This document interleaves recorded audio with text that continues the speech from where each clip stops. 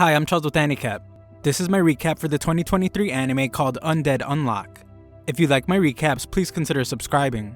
The story begins as we watch two different scenes. One scene is of a post-apocalyptic world where a couple goes their separate ways. The other scene is of a little girl waving goodbye as a plane is about to take off. In the romantic scene, the couple must find their way back to each other, but must quickly embrace as they prepare for impending doom. In the other scene, the little girl sees that it begins to snow, but is then mortified when the plane she was waving at catches fire and explodes right before her eyes. We are then introduced to Izumo, as she just finished reading a romantic comic, and she wishes that her youth would have been more like the story she just read. She sighs in relief as she has finally finished the manga, which means she can now end herself. Just then, a guy with muscles that could double as speed bumps calls out to her and points out how obviously dangerous it is for her to stand there. She explains to him that all she ever wanted was a shot at passionate romance like the one in her manga, but thanks to something wrong with her body, that'll never happen. This is why she has chosen to die. This super dramatic girl threatens the man to not mess with her, but he doesn't seem to take her seriously at all. She continues her threat by revealing that anyone that touches her will contract an incurable disease and die.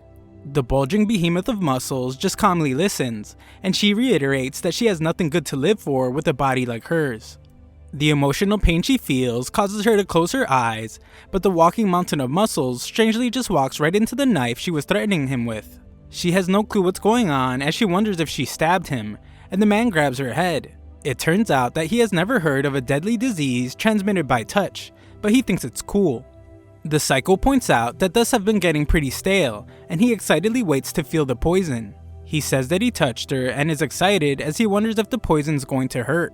She tells him that her unluck is coming, and the guy is shocked as the cement beneath his feet breaks and his body gets introduced to a speeding train. Izumo is completely beside herself as she apologizes to the stranger for doing it again. She condemns herself for dragging another person into her problem and blames herself for taking too long to end it all. However, she is shocked to hear the guy's voice again and even more startled when his head rolls over to her. This guy is way too excited for someone that was just decapitated, and he realizes that this disease stuff she said was just a front to protect others. Izumo then watches in utter disbelief as the guy propels his head forward with his blood and reconstructs his own body. The human blood rocket determines that it's his lucky day since he found someone like her, but she isn't listening to a word he is saying. She is still completely shocked and frantically calls him a zombie as she gives him a painful punch and runs away. This guy is quick on his feet as he manages to propel his entire body to capture her and explains that he is undead. He has some questions about the unluck thing she mentioned, but the cops are on their way. He tells her to hold on and takes off like a blood-fueled jet. He wonders if she was impressed with his leaping abilities and explains that he simply regenerated his torn off legs at high speeds and used the momentum to do it. Izumo completely ignores the regenerating psychopath and tries to get away. He just captures her again, but Izumo is quick to remind him that he's touching her, and he will trigger her unluck again. The guy won't be fooled though and correctly points out that he should be okay as long as he only touches her clothes. She just wants him to let her go, but he points out that it's a long way down, and all he wants is more information about her unluck. Izumo freaks out for a bit, but soon realizes that she was planning on dying that same day anyway. She claims that his threats won't scare her, so he has the brilliant idea to just spin her around at absurd speeds. Izumo can hardly stand the psychopath's torture, and she frantically agrees to tell him everything. Afterwards, her explanation starts 10 years ago when she was only 8 years old. Her parents were heading overseas on business and she was seeing them off. They said they'd be gone for a week, so they hugged her a whole bunch before they left. About half an hour later, their plane encountered unexpected engine trouble. All 270 people aboard, including her parents, died. It was then that she learned, although the degree of it varies, that people who touch her end up getting hurt. That's how she figured out that she caused what happened to her mom and dad. This is why she covers her bare skin from head to toe. She has a hard time speaking as this is a very personal thing she's telling this complete stranger, but he rudely interjects and hugs her. She wonders if he even listened to what she said, but he very much has. What he understood was that touching her brings out a stroke of unluck, and he has now decided to test it. She tells him that he needs to run while he still can, but it's too late and a fallen crate turns him into a banana pancake. Izumo takes this moment to get away from the flattened psychopath, but he quickly regenerates, unsatisfied with the results. Unfortunately for her, she slips on a banana peel and falls right off the building as the guy enjoys a snack. Izumo, in disbelief to be dying to a stray banana peel, the funniest sad way to die, points out that she never even had the chance to experience anything. As she falls, her precious manga leaves her pocket, and she begs and pleads that it not end this way. The ground is quickly approaching, so she breaks down as she finally realizes that she isn't ready. Just then, our hero appears to grab her and her book. He uses his strange ability to slow them down and tells Izuma that there's no way that he's letting her die. This is because he believes that he has finally found the power that will give him a real death. He reveals that he knows there's a rule she tried to hide from him earlier. He thinks that if he can figure out what that rule is, then he can make an even bigger stroke of Unluck happen. His goal is to bring out the greatest stroke of Unluck she has in her, in the hopes that he can finally end his ridiculously long life. He uses his admittedly gross power to fly again, and declares that it's time to head back to his hideout and figure out her Unluck ability. However, in the distance, we see that he is being watched. The suit explains to someone that the human blood dispenser is en route to his hideout with what they call the new breed, and he is instructed to apprehend her after confirming her ability. At his hideout, the undead guy just discovered that how long he touches her correlates with the size of her Unluck. The next test he wants to do is surface area, so he instructs her to take off her clothes so he can cling to as wide an area as possible. That doesn't happen though, as she takes off running. She demands that he give up on his experiments, but he tells her that it's her fault for not just telling him how her Unluck works. Unfortunately for her, she gets caught on a nail and loses her hat. Undead makes a quip about Rapunzel's hair, but she breaks down in tears. She can't believe that someone has seen her absurdly long hair, and explains that no one's able to cut it for her since any hairstylist would just end up dead. Undead, ever the problem solver, breaks out some scissors and starts cutting away. He points out that as long as he is touching her, no Unluck will come his way, so he will just finish up giving her a fresh cut in the meantime. This is true, but she reminds him that once he lets go, all the built up Unluck will hit him all at once. She fears how bad it will be, but he stops her and confidently explains that he is undead. Luckily for her, he was a stylist a long time ago, and he finishes up quickly. She is too hesitant to look, but once she does, she is glad. Izumo sees that he has let her go and thanks him. Undead, more excited than ever, points out that he held on to her for 15 minutes straight and expects that the next unlock should be a doozy. She has no clue what will happen, but we see that his head gets removed. It's the suit from earlier, and he thanks Izumo for getting Undead to let his guard down. Before he explains who they are, he states that they will have to contain Undead in a special capsule first. She wonders why they did that and is shocked to be handcuffed. She thought they were on her side, but they laugh at her for being so naive. They explain that their job is to police any unselected negators, such as herself, or any UMAs that throw the world into chaos. Just like myself, she has no clue what they are talking about, and the guy goes on to explain that her ability is extremely unique. They have determined that her ability negates the luck of whoever touches her and kills them, an ability perfectly suited for murder. However, touching her through cloth keeps one perfectly safe. He states that her ability's weakness is that once its conditions are known, it's easy to counter it with gloves. She realizes that they want to do something with her power, and they point out that obviously they want to use it for killing. He is sure that Undead wanted to use it for the same, since she would be quite the ferocious weapon if she bent to his will. Izumo finally speaks up and tells them that they are wrong. Even if they just met, Undead only used her Unluck on himself so that only he could die. She proclaims that that new zombie friend of hers isn't anything like him, but the suit doesn't want to hear it. He warns her to watch her mouth since he doesn't mind disposing of her instead of capturing her. Izumo breaks down in tears because unlike everyone else, Undead touched her without an ounce of fear. She blames herself since this happened to him because he cut her hair, but she is grateful he did. She thanks Undead, and just then, the suit holding Undead is struck by lightning. The other suits wonder if it was her Unluck, but determine that it wasn't because the requirements were not met. They assume it was a stroke of his own Unluck, but she tells them that they are wrong, and that was no fluke. Just then, Izumo's elated to see that Undead has returned, and the human blood rocket is furious. The suit states that guns are ineffective against Undead, and they have to attack him all at once to cut him down. Furthermore, he may be undead, but he's an amateur when it comes to combat. Undead is insulted to hear this. He explains that he might seem like an amateur fighter now, but the past is a completely different story. Usually, he doesn't have enough space for so much information, so he puts a lid on his brain to keep 100 years worth of memories bottled up. Otherwise, he would lose his mind. With the thing removed from his brain, Undead regains all his knowledge of fighting and easily defeats the enemies. Undead just now realizes what happened. Getting his noggin sliced off wasn't her Unluck's doing. The Unluck for the haircut was actually that lightning bolt. That was completely unexpected, and Undead determines that he needs to test for time lag in her ability. The suit realizes now that Undead isn't so simple, since the skills he cultivated through his very long life are also his weapons.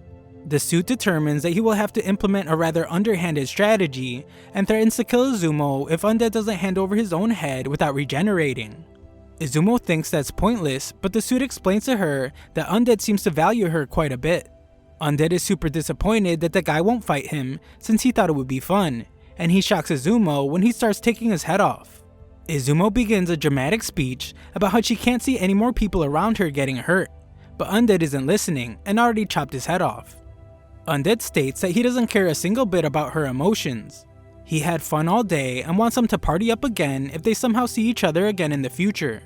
Undead hands over his head, which causes his body to be destroyed. As his head flies in the air, Izumo begins to think about how the truth is she does know how to trigger the biggest stroke of Unluck. She frees herself from the suit, but thinks about how her plan might not go so well. She leaps into the air to give Undead's head a kiss on the cheek, leaving the suit to wonder what she did. She tells him that it was nothing special. She just thought it would be nice to cast all worries aside and touch someone. She knows that her Unluck is coming, and the suit has no clue what she is saying, but Undead seems to figure it out. He tells Izumo to get out of there as he regenerates, and tells the suit that he is done for. He explains that the moment the suit ran into the two of them, his luck ran out. Outside, the sky begins to light up, and Undead holds the suit as he looks up at the marvelous sight. It's a meteorite, and it completely destroys the entire building. Afterwards, Izumo worries about the zombie, but he would soon emerge from the smoke. His lighthearted attitude never changes, as he happily states that he has never taken a meteorite to the face before. She's glad to see that he is alive, and he compliments her on her good luck. The two finally introduce themselves, but Undead doesn't have an actual name. Izumo decides to give him one and chooses Andy because he's Undead. He couldn't care less and is just amazed to see that a kiss caused all that destruction. Sometime later, Izumo, whose first name is Fuko, thinks about how her Unluck always gets people killed. Because of this, she always felt that she didn't deserve to live. However, that's when she met Undead, who found her amusing. At first she hated it, but being with him helped her feel like she could keep living a bit longer. That feeling didn't last long, however, as she learned how crude Andy is. His obsession for drawing out the biggest stroke of Unluck has caused him to come up with an idea. He points out how a simple kiss did massive destruction, and determines that being more intimate should bring a massive stroke of Unluck with unlimited destructive possibilities. Andy doesn't want to waste any time, but Fuko is furious. She feels like he only thinks of her as a tool for dying, and tries to figure out a way to get out of the situation. Fuko comes up with a solution, and that is likability. Andy has no clue what she is talking about, so she explains that aside from her mom, dad, and him, she has also kissed her granddad, who as a side note had fake teeth so scary they could give a nightmare its own dreams. The only thing that happened to him from her kiss were sprained ankles. He passed away 3 years later, but there was too much of a time lag for it to be her Unluck's fault. Fuko determines that this must mean the more she likes a person, the bigger the unlucky event becomes.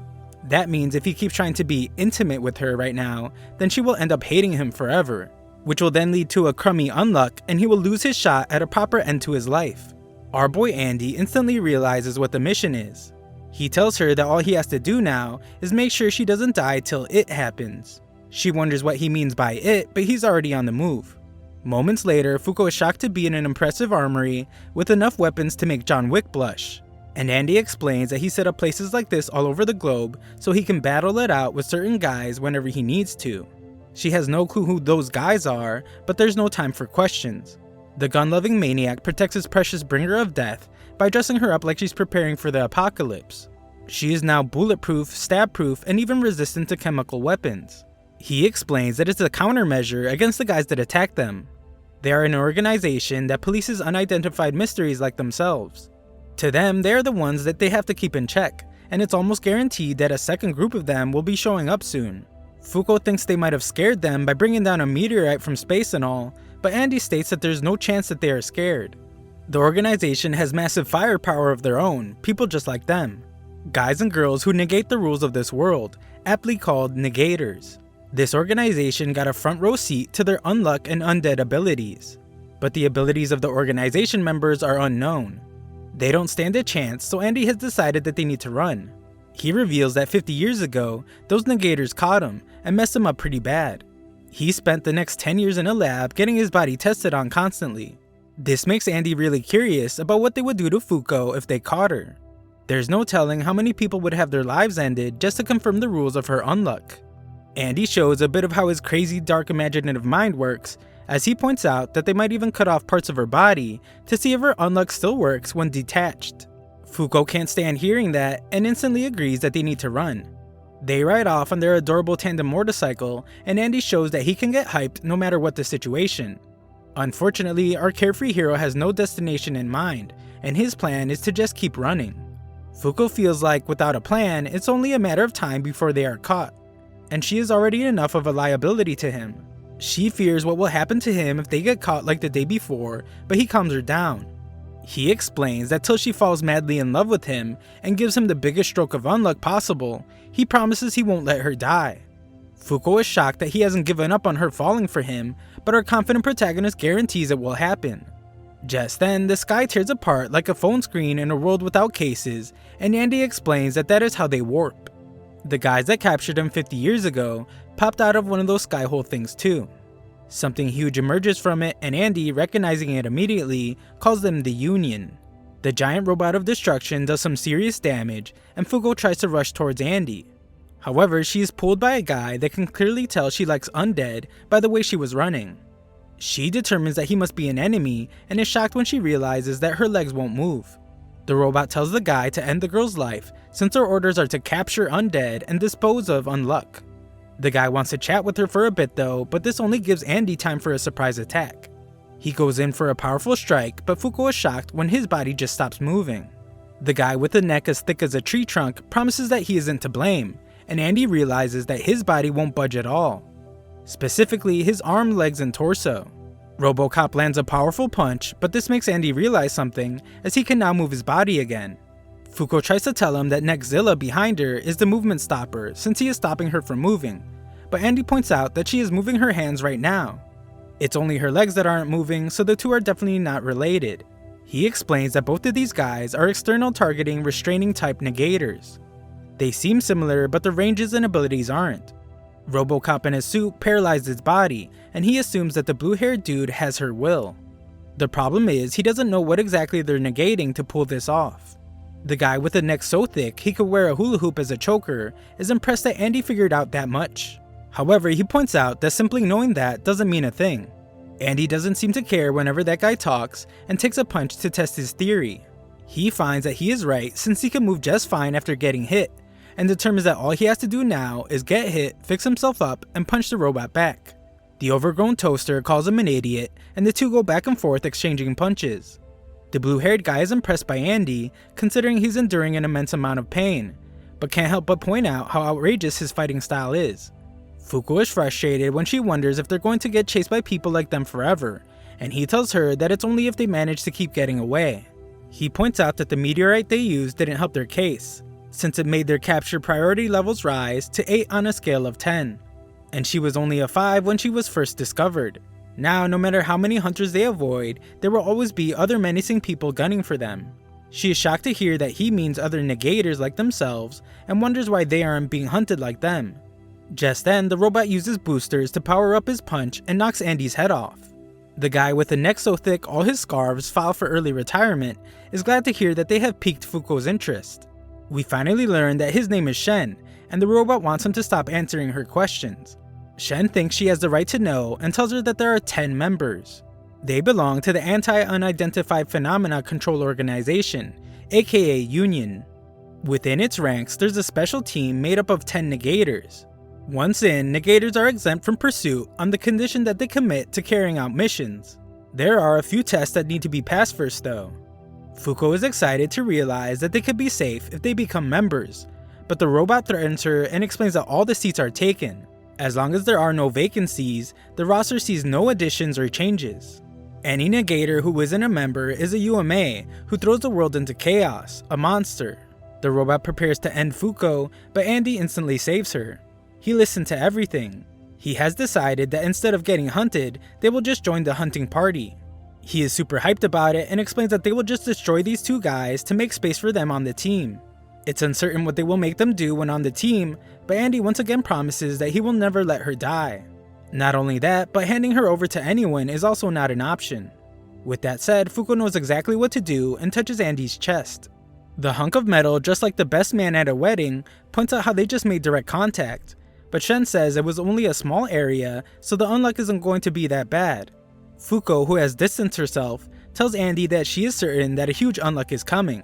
Not wanting any misunderstandings, she explains that the massive size of the unluck doesn't mean she is in love with him.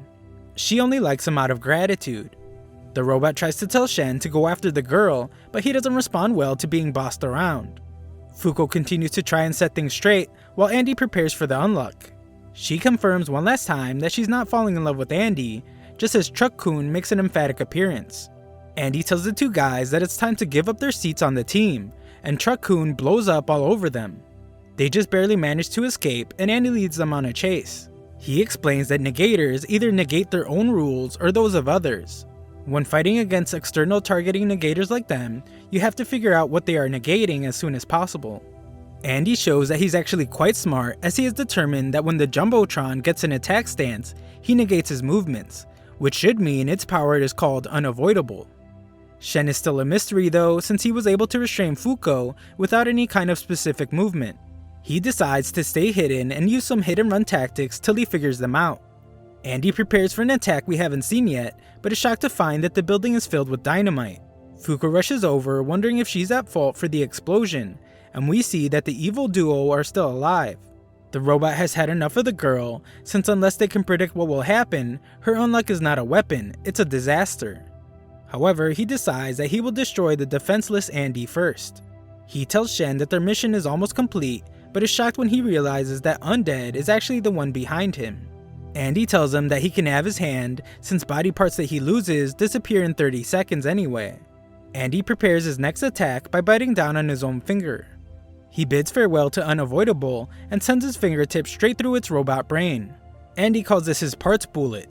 He uses his regenerative power to shoot his half-torn body parts like projectiles.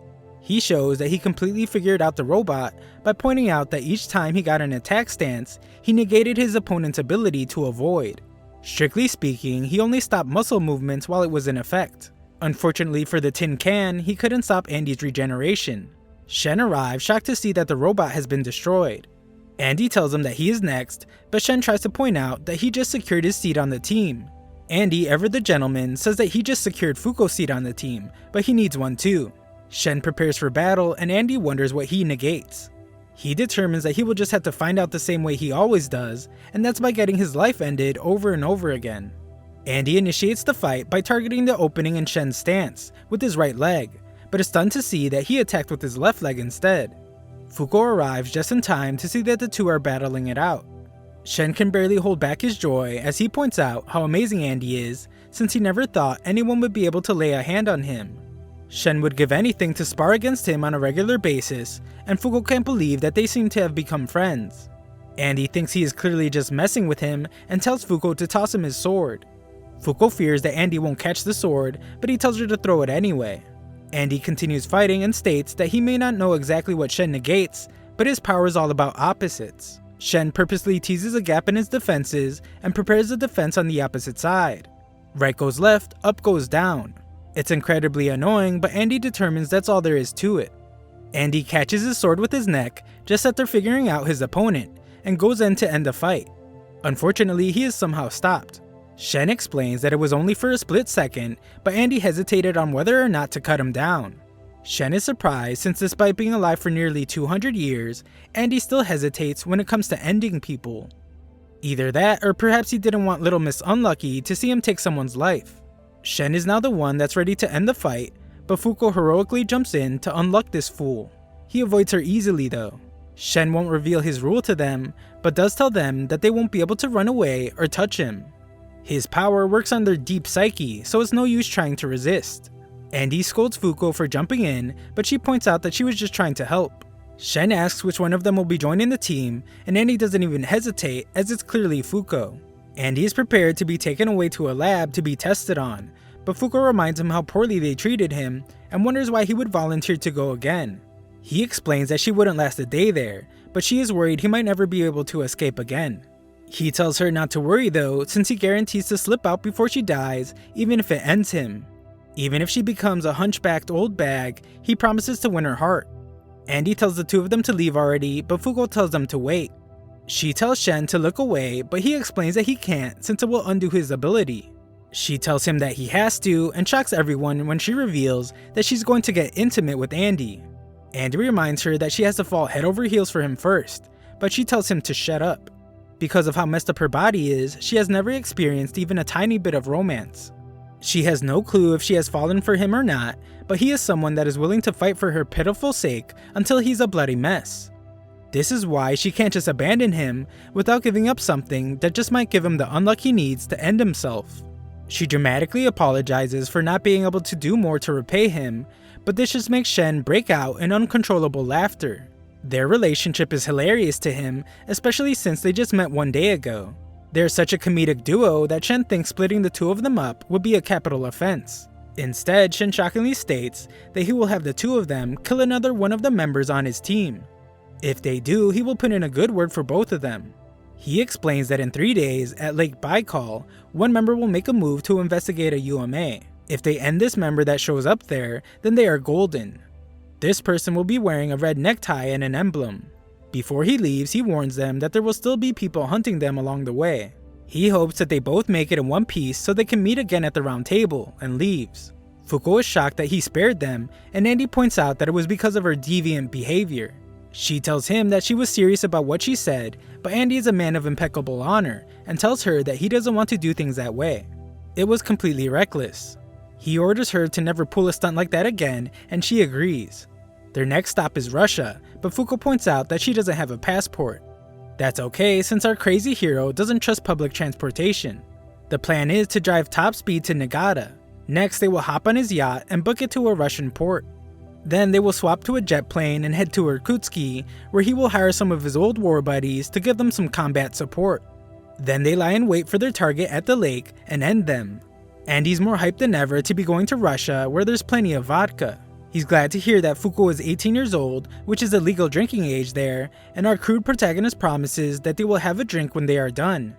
A brief look into the past takes us to 1970, where we find Andy in a Union isolation facility. A young girl with pink hair is in a separate room where an hourglass sits in the center. The two can see each other through glass, and Andy uses his blood to wish the young girl a happy birthday. Back to the present, we see that a girl with pink hair is in outer space and looks down on a boat. She seems pleased as we get some obvious hints that she was the young girl from the past. Back on Earth, Andy is pretty pleased with his souped up ship and explains to Fuko that they will reach Russia in no time. He can't understand why Fuko was so terrified though, so she reminds him that Chen said they would be hunted aggressively the entire way there. Our hero calmly tries to persuade her to come out of hiding, but she gets proven right when alarms start going off and missiles rain down from the sky. As the fighter jet showers them with attacks, Andy just wishes that he would have had time to have a drink. Fuko can't believe how calm he is right now, but he points out how lousy of a shot their attacker is. Besides that, even if his little boat gets blown to pieces, he points out that they can just use her unluck to blow their way out of the situation. Fuko tries to explain that her unluck doesn't just conveniently work that way, but our brilliant protagonist explains that it's all about how she uses it. Andy isn't just full of nonsense, as he proves his point by stating that his undead ability isn't just about death prevention. He demonstrates by cutting his own arm that if he cuts a part of his body nearly off and makes it grow back in place, it becomes a weapon. His part's bullet fist destroys their attacker, and Fuko foolishly wonders if that means they are now part of Union. Andy reminds her that Chen told them that in order to get into Union, they have to kill the person with the emblem on them. Andy points out that the two goons from the other day had gold marks on them and assumes that it's the emblem the 10 members wear. Off the top of his currently attached head, Andy has 3 people in mind who probably wear the emblem. First is the maker of the indestructible katana that he stole. They call this guy Unbreakable. Second is the engineer-like guy who experimented on him 50 years ago. And third is the person who nabbed him 50 years ago, a lady who can create invisible barriers. Andy explains that this pink-haired chick once packed his head into her invisible barrier, and those things were extremely sturdy.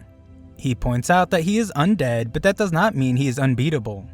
He warns that things will be really bad for them if they somehow match up against this girl. Fuko can't believe that there is someone that our hero can't beat and hopes they never face Barrier Girl. Our always positive blood dispensing protagonist states that he couldn't care any less about all that. No matter who gets in their way, they will do whatever it takes to get to the lake and kill their target. He proclaims that nothing's going to keep them from their goal, and if worse comes to worse, then they can just rely on her Unluck. Fuko once again tells him that they can't rely on her Unluck like that, but this just seems to excite our zombie of a hero. Andy heads back to the captain's seat as another fighter jet has appeared, and tells Fuko that he will have to get a real good feel for her Unluck's rules before things start getting more dangerous. She fears this means that he plans to get all pervy with her, but our blunt protagonist doesn't deny it one single bit. Fuko reminds him that if he does anything like that, then his likability won't get any better, but the confident Andy is sure that everything will be fine. A look into space shows that the one attacking is the girl from earlier, and she exclaims that Undead never changes. She gets this crazy look in her face and states that he is the only man in this world that she was able to love. The crazy space girl launches a powerful attack from her space station, but knows that he will be alright because he never changes, and she is certain that he will make his way back to her. Back on Earth, Andy's ship is destroyed and he can't figure out what attacked them. He finds a trail of bubbles that lead him right to Fuko, who is unconscious. This dude must have went to medical school or something, because he states that if she is asphyxiating or in cardiac arrest, each minute docks her survival rate by 10%. Unfortunately, her legs are caught under the wreckage. Andy cuts his hands off and wedges his arm stumps in between. He grows them back rapidly so that the force frees them, and the human blood torpedo takes them to the surface. Fuko wakes up soon after, which Andy is glad to see, but he warns that they are about to get caught, and instructs her to put her hands up. Fuko wonders if he really plans to just surrender, but he explains that he is just buying some time for a little experiment of his. It will likely help them figure out whether her Unluck can be controlled or not. She reminds him that it can't be controlled since it's the source of all her issues, but he points out that she just can't control it at will. I guess Andy's some kind of scientist too, as he has a hypothesis. He points out that her previous strokes of Unluck were phenomena that utilized things around her. But the lightning bolt from the haircut and the meteorite from the peck on the cheek were different.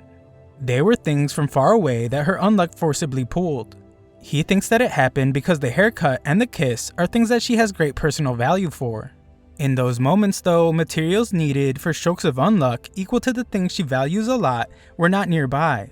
So those materials with equal value had to be pulled from far away. This entire conversation is really embarrassing for Fuko, but it only gets worse from here. Andy explains that for his experiment, he found a source that she surely has great personal value for that'll produce a stroke of Unluck equal to that value. And the Unluck that is going to come from it will be huge. Fuko has no clue what he did, but realizes that her top has been messed with, and Andy explains that in order to save her fleeting life, he had to perform CPR. She can't believe it and hopes that is all he did. Unfortunately for her, Andy explains that she still wasn't waking up. As he talks, Fuko gets more and more embarrassed, and the ocean begins to swell beneath them. Andy makes the grand reveal of his experiment, as he explains that he had to resort to mouth-to-mouth resuscitation, and Fuko's Unluck causes the oil tank in the ocean to explode. Once on the jet, Andy uses his special move called Crimson Crescent Moon to instantly eliminate the pilot. Andy explains that the attack is a quick draw slash that's boosted by his arm's repair powers. Fuko is concerned about the lunatic's arm with the sword firmly inside of it, but he just explains that he uses it as a sheath sometimes. The jet begins to take a nosedive, but our hero takes control of it. Sometime later, our blood-gushing scientist points out that his experiment was a success. All they have to do is find a seed of Unluck like the oil tank they just used, and get a grasp of the contact level suitable for triggering it. This way, her Unluck won't just be accidents, but the best trump card to turn things around in a fight. There might be a glimmer of hope in Fuko's eyes, but she still can't accept it. She thinks that it was just a fluke and tells him that relying on her is a bad idea. Andy's positivity is unwavering though. He gets hyped to go get some vodka, and she can't believe that he's already changing the point of the trip. A while later, the jet's self-destruct sequence begins, and Andy has to eject them. It's obvious that they figured out it was stolen, but Andy is still having a good time. Fuko thinks she has to point out to him that they are currently falling from the sky, but Andy just isn't worried, as he has another technique up his sleeve from his mercenary days. He calls it a 5-point landing. Andy breaks their fall, first with the balls of his feet, next the side of his calves, then his butt and back. Fuko is disgusted by all the sounds of his breaking bones, but it was an absolute success in Andy's eyes. Andy warns her to watch her head as their mark might be around there somewhere, but they forget all that when Fuko sees the beautiful lake. Andy explains that Lake Baikal is the world's deepest, clearest, and oldest freshwater lake. People from the organization are going to be there investigating a UMA, which makes sense as it's a pretty good spot for unidentifieds to hide out. Fuko is amazed by the sight and admits to always being a bit of a shut-in, probably because she kills everything she touches. She has never been overseas before, so Andy tells her that she should do some sightseeing. They don't have to worry about the Union either, since they won't make a move with all the tourists around. Operating in secret is more their style. Andy heads off to track down his old war buddies, since they'll be sure to give them the backup they need, but Fuko stops him for a moment. Her concern is about them joining the 10, and wonders who they will have to take down this time. The robot they defeated the first time clearly deserved it, but she wonders what they will do if their mark is a nice person this time. Andy doesn't hesitate for a second and says that their target is dead meat either way. He will take them down without a second thought so he can take their place in the 10. The plan stays the same. The mood is a bit too glum for his liking, so he asks Fuko if there are any foods she hates. She doesn't like wasabi, so Andy explains that the buddy he's about to bring over runs a great restaurant, and she will have to try the food. He leaves her for the time being, but reminds her that she came all the way to Russia just now. He tells her not to waste it by being her usual timid self, and urges her to have a good time. Some random Russian guys try to talk to her, but she instantly runs off. She thinks about how inconsiderate Andy was to say those words, since she can't have fun around people with her body the way it is. However, she realizes that if she hadn't crossed paths with him, she'd be dead by now. Just then, she notices a girl and gets caught staring at her painting. This girl is amazed by Fuko's Japanese-ness and shows off her schoolgirl uniform inspired by Japanese schoolgirls. Fuko doesn't know what to say as she never went to high school, and the enthusiastic chick is just disappointed to hear that. Fuko admires this overly excited girl's painting and can instantly tell it's made from watercolors. Fuko explains that she doesn't get out often, if at all, so she dabbled in art here and there. Fuko tries to explain that she isn't very good, but this chick seems to really want a friend, and asks Fuko to paint too. Fuko tries to decline as she is waiting for someone, and the girl instantly speculates that it must be Fuko's boyfriend. Fuko thinks about Andy, and the girl finally manages to convince her to paint. Sometime later, this girl calls Fuko Lil Lucky and points out that she has Lucky written on her cap. She asks Fuko if she likes stuff that changes or stuff that always stays the same. Before she can answer, the girl explains that she likes stuff that doesn't change. Stuff that is not tied down or swayed by anyone. This is also why she loves art so much, because you can capture the ever-changing world as a never-changing drawing, just like they're doing now. Fuko can't choose and decides that she needs to think about it for a bit. The girl is kind to Fuko and decides that they can take their time so they can just keep having fun. Hours pass and Fuko finally finishes her painting, but she's too shy to show her new friend. Fuko hopes that she won't laugh since she added a lot of stuff to it, but the girl explains that art is all about freedom. Fuko tells her that she shouldn't get too close to her and shows her the painting. The girl begins to say that art has no right or wrong, but is left speechless when she sees it. The girl wonders what all the sparkles around the moon are, and Fuko begins her explanation by pointing out that there's nothing up in space except for the moon and the sun. The girl agrees, and Fuko goes on to say that she thought the moon looked awfully lonely up there, so she gave it some friends. The girl is amazed by Fuko's thoughtfulness, and the two agree on how lonely the night sky can be. Fuko then reveals that she has an answer to her question. She reveals that for the longest time, she couldn't change, and it was so hard on her that she wanted to die. However, 4 days ago, she met this really odd guy, and it's been crazy ever since. There have been explosions left and right, and next thing she knew, she's in Russia. During all that, this guy never once took her 10 years as a shut-in into consideration. Even through all that chaos, he managed to help her change, and she thinks that is why she was able to draw with her right now. Fuko had so much fun drawing with her new friend, and she explains that she appreciates having someone who changes her, and changing in general. In this moment, the girl changes from the bubbly personality she portrayed all day. She marvels at Fuko's lovely words, but points out how naive they are. However, despite being extremely naive, those words resonate with her. Fuko has no clue what is going on as the girl is in the water, and the girl thinks about how age might have finally caught up to her. This girl clearly has some amazing power, as Fuko's in disbelief to see that the lake is floating. The girl stands on top of the floating lake as she puts a suit on, and Andy comes rushing out of nowhere. Fuko is looking for answers from him, but Andy doesn't say a single word, and uses his crimson crescent moon to attack the girl. She easily deflects the attack and is glad to see that Andy, who she calls Daddy Dearest, hasn't changed at all. Our smart mouth hero tells her that she's going overboard with the makeup these days, and reveals her name as Gina. He points specifically to her crow's feet, and we see that this makes her exceptionally angry. Andy makes another perfect 5-point landing, but Fuko wants him to be serious. She wonders if Gina's the troublesome pink-haired girl he told her about earlier, and Andy confirms that it's the chick who captured him 50 years ago. Gina calls for her hat and tells headquarters that she will play with her friends until the scan is done. Gina uses her insanely powerful ability to create stairs and explains that her boss briefed her. She is aware that they want to kill her so they can join the organization. However, she tells her friends Daddy Dearest and Lil Lucky that it won't be that easy, and it looks like they will have to change her first. Elsewhere, Shen thinks about how much fun he had fighting Undead. His disciple arrives to remind him to focus, and she reveals that Gina is about to begin battle with Undead and Unluck. Shen has gotten to know the pair pretty well, and he is sure that they will overcome the great obstacle they face now. Back near the lake, Fuko mounts Andy, and Gina rushes to Daddy Dearest as it's been far too long since they last saw each other. Andy removes his sword from his arm and instantly tries to cut her down with his blood. It's clear that he won't be able to cut her that way, and Gina can't believe that after 40 years, that's all he cares about. Fuko asks her if she's the one that caught Andy 50 years ago, and she confirms that she not only caught him, but she also supervised him throughout his captivity. Fuko can't believe it since they look the same age, and Gina is incredibly flattered. Andy is quick to rain on her parade though, as he points out that Gina was 16 when she caught him, which means she is 66 now.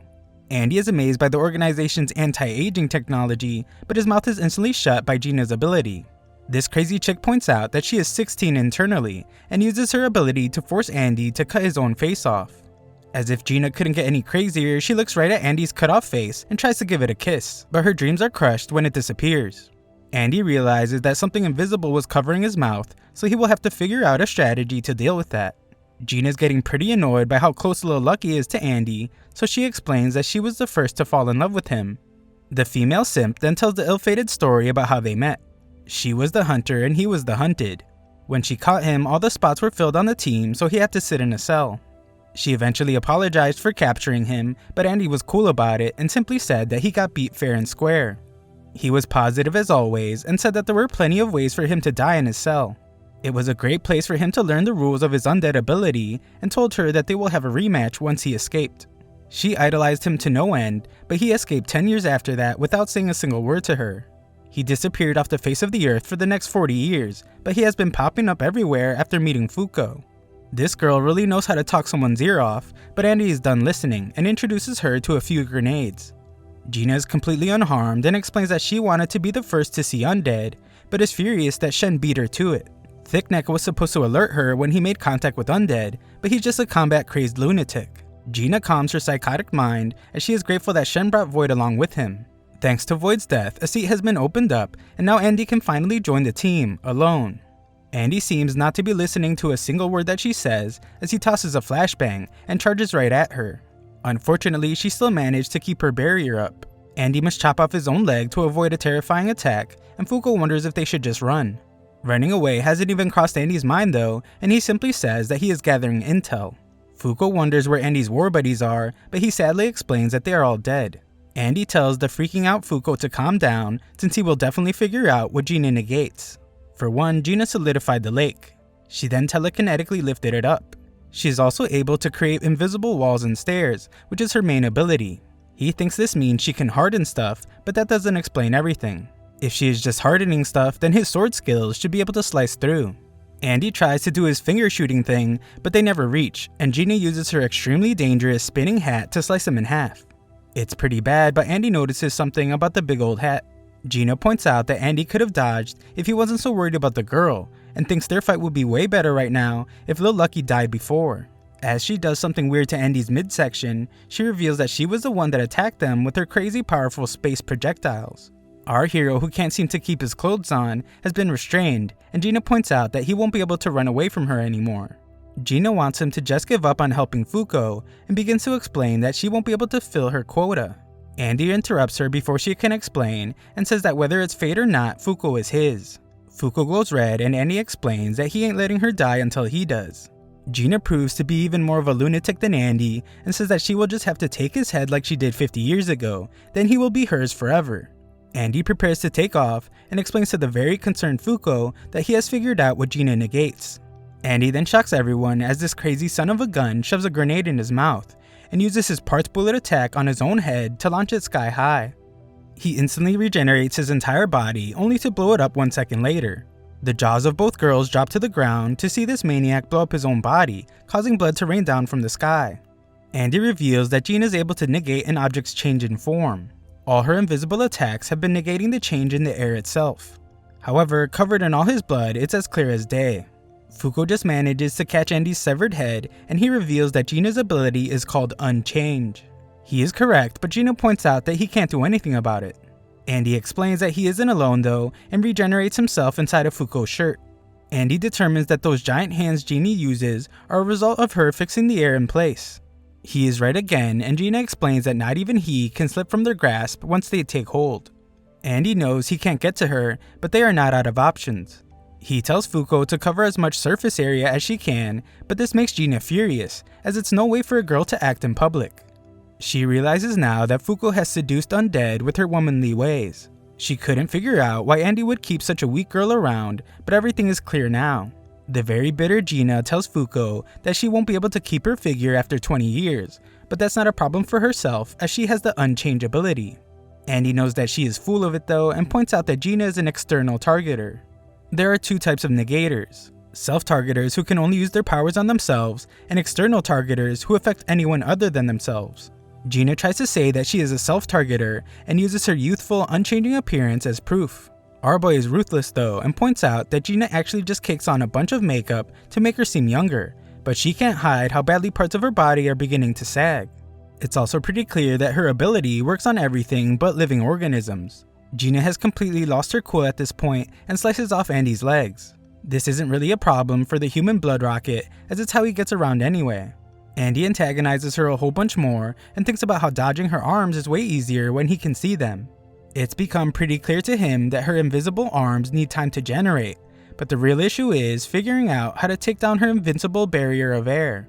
Fuko is shocked to see that Andy smoothly got himself in a more advantageous position and explains that she realized something about Gina. Gina is clearly very upset, but for some reason she's just speed walking towards them, when running would be way more efficient. Andy thanks his shirt roommate as he just figured out how to get to Gina. First they will have to find a seed for Fuko's Unluck, but their flight is stopped when they bump into something invisible. Gina explains that they are getting in the way of the investigation, and beams start shooting from the sky. The organization is investigating a UMA, so she has been running a scan of the lake using her ability to split up and harden it into chunks. She was reluctantly doing it so she could meet her quota. Gina has had her fill though and decides that they should wrap up. She then explains that the prey that replaces the UMA will be Lil Lucky. Gina then reveals that a giant spacecraft was there the entire time. She points out how Fuko said that she liked change, and reiterates that she hates change. Gina wishes more than anything that she could be the person she was 50 years ago, and wants to be with the person she loves forever. She vows to remain in the organization forever so she can keep chasing him forever. She explains that death is the biggest change a person can make, so if that's what Andy wants so bad, then he will have to do it over her dead body. Gina goes in for a ferocious attack and manages to do some serious damage. Andy reveals that he actually agrees with the psycho. To be born and to die, these greatest forms of change sound so awesome to him. Andy removes his leg to use his gross ability and explains that death is all his, not Fuko's. As if to make her more mad, Andy explains that he will make sure to keep Fuko alive. Then he will woo her over and over till she falls head over heels for him. Fuko will change her heart. Then they will seal the deal and he will change his mortality. Gina explains that he's being far too optimistic. Joining the organization is a painful and hollow ordeal, so Fuko would never last. Andy must then dodge a dangerous attack, and he reveals to Fuko that he realized that there is a hole in the barrier beneath Gina's feet. She wouldn't be able to walk around otherwise. If he can slip through the hole, then he can beat her with the unlock he has been charging up this whole time. The hole is tiny though. He can tell from the blood trail from the barrier dragging along the ground. At best, he will only be able to squeeze his head inside, but even then, she would just kick him right out. He has an idea though, so they put it into action. He starts by launching his sword at her. He then uses the force to slice off his hands. Andy showers her with blood and shocks Gina when his sword slides under her barrier. The pair then use the sword to lift the hole. Fuko gets some distance and Tom Brady's Andy's head straight through it. Andy knows that Unluck occurring outside her barrier probably won't take her down, even if it summoned a meteorite. However, he is inside her barrier now, so the Unluck that kills him will come inside with him. Since her barrier is composed of air, light passes through just fine, just like when he used a flashbang. That means that the Unluck will have to be light-based, and he was touching Fuko for a long time, so it will be huge. We then see that the giant floating ship's weapon has been activated, and it unleashes a powerful death beam. The destruction is incredible, and the floating body of water collapses. Fuko realizes that Gina's power has been released and rushes to find them. Gina's in pretty bad shape, and Andy ruthlessly plans to end her. Gina has accepted her fate, and Fuko arrives shocked. Andy explains that he chose not to put her out of her misery, and she doesn't have much longer anyway. Fuko is stunned, but Gina explains that she was prepared for the worst when she joined the fight. She then finally concedes that she wanted change. She was at the Union's mercy, she was at their beck and call. She has captured and executed so many people, and yet not a single thing changed. Not the world, and definitely not herself. She thought that their mission was to prevent change in the world. Gina believed that that was her life's mission, but now thinks she was wrong. She sadly states that she thought Fuko's painting was so beautiful. It made her see things she never thought she could. Her condition is only getting worse, so she tells the two to leave. The anti-aging is starting to wear off, and she doesn't want to be seen in such a hideous state. She tells them not to worry about their seats in the Union since they are as good as in. Andy, never one to listen, takes Gina in his arms. She tells him to stop as she is embarrassed about how she looks, and doesn't want the closeness now that she looks this way. Andy calls her a foolish girl though, and tells her that a few wrinkles aren't going to change how beautiful she is. They hold each other closer and share an intimate moment. Thanks for watching the first 2 parts of this recap. Subscribe and ring the notification bell for future parts.